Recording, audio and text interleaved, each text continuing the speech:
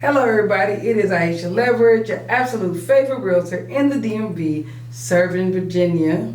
And Selina Bryant, your absolute favorite lender serving Virginia.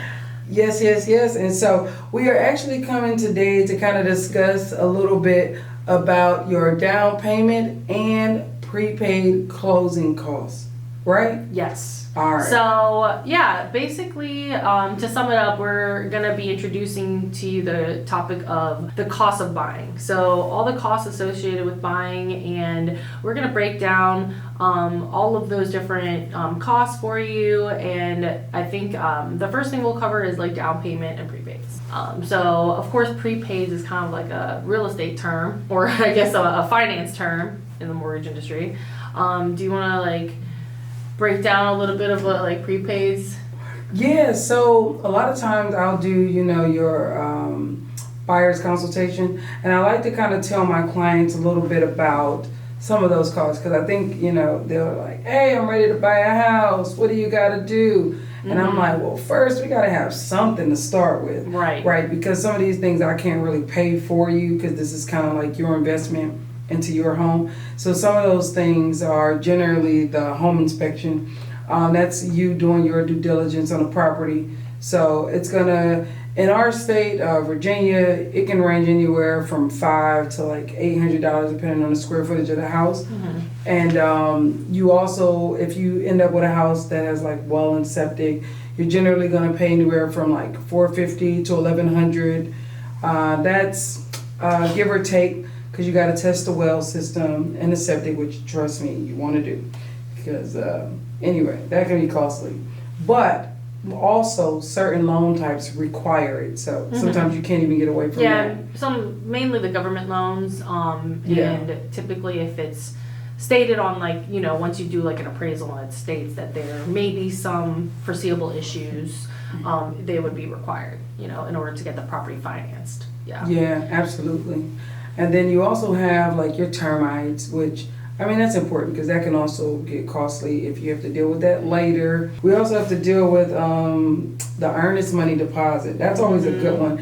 I do like to tell my clients though, it is still your money. We just have to determine where it goes in the end. Yeah, so I think earnest money deposit, and you'll hear maybe a lot of your loan officers say EMD, or real estate agents say EMD just for short, because we use a lot of acronyms in our business. It's good faith money. It's called good faith money. Yeah, so it's basically the deposit you put down when you are submitting an offer, pretty much telling the seller that you are willing to put a deposit down, determining the seriousness of the purchase. Yeah, and in our area, you can pretty much say, now, back when I first got in real estate, it was only $1,000. Yeah, we've definitely moved past that. Yeah, I think that was $500 for me. Oh man, but it was more buyer's market, I think, when I was buying. Now it's it's now 1%. So it's 1% of sales price. So if it's $300,000, $3,000, right, and that's just to cover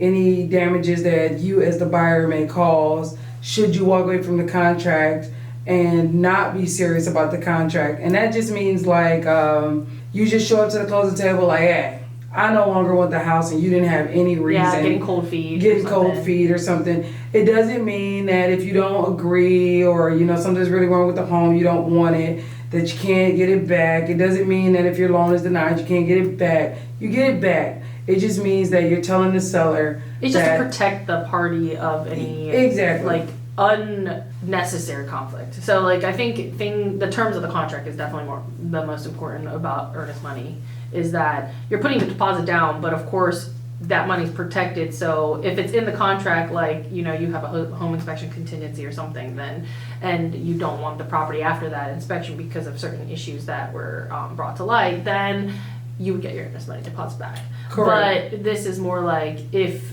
for no reason against the contract, out of the time frame that you had to pull out of certain things, you just decide, I don't want this house no more. Now, I have had some crazy stories, I had a dream last night, and I had a dream last night. That's so weird, because I had a work dream last night too, but... And they were so my dog came out and was like, don't buy the house. Like, the dog told you that? Like, yeah, okay, well, we gotta forfeit the EMD. Because, yeah, we're gonna have to give that to the seller because that's not a reason to not move forward. It may be to you, but to the seller, no. So anyway, about that dream. We also have to say appraisal fees. Yeah. Yes. So I'm gonna say not all loan officers will charge for the appraisal beforehand, but most do. Because it is an inspection that is required for financing. So obviously, like, you know, if you're trying to get a mortgage on a property, you have to get it appraised because the mortgage company can't lend you more money than what the house is valued at. So a lot of the times we prepay that because, let's say, you want to like switch up lenders and stuff, that came with the cost, you know, and the report technically is supposed to be owned by the buyer, but you don't technically own it unless you paid for it.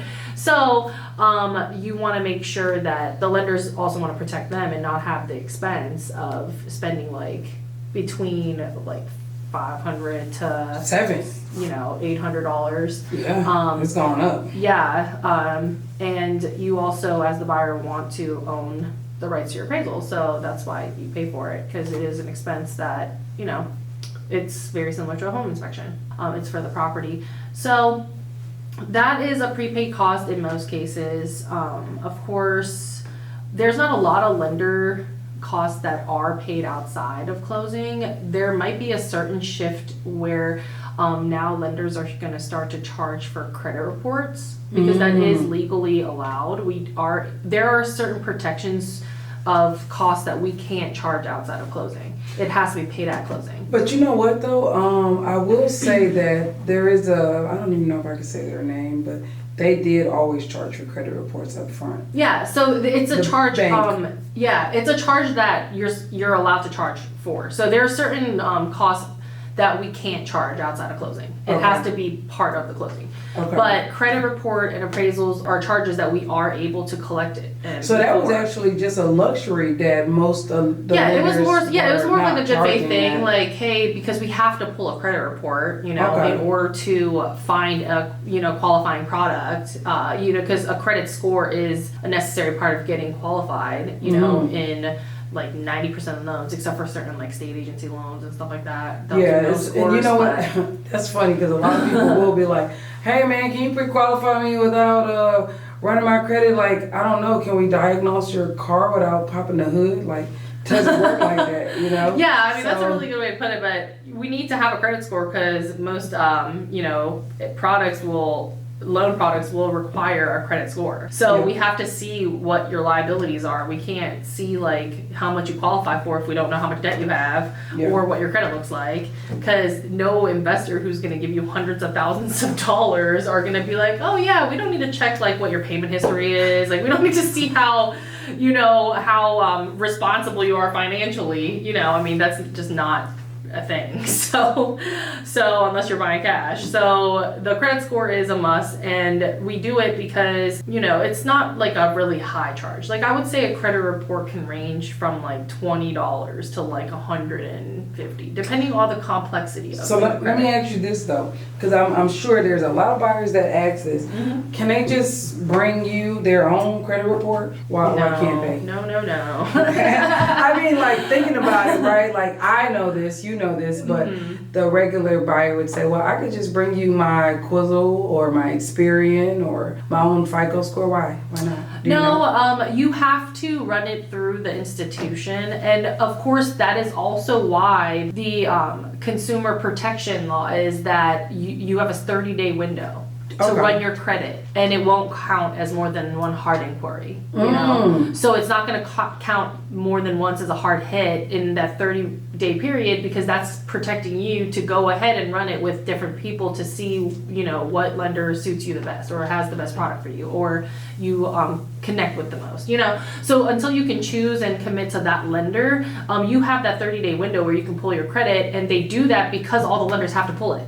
You know, Okay. if you can just carry your credit report and get financing from everywhere, then nobody really would need to pull your credit. But they have to do it institutionally.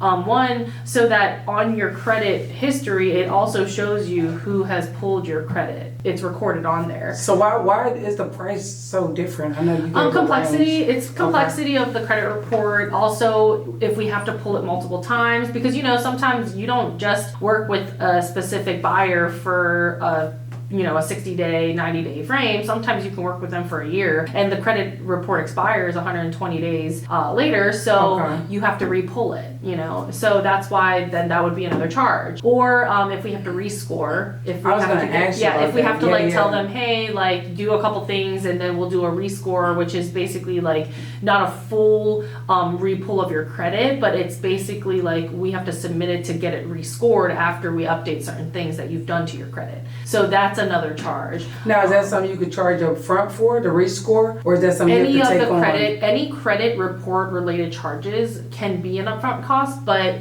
most lenders tag it on as closing costs. But then again, now a lot of the lenders are starting to realize that in a higher interest market,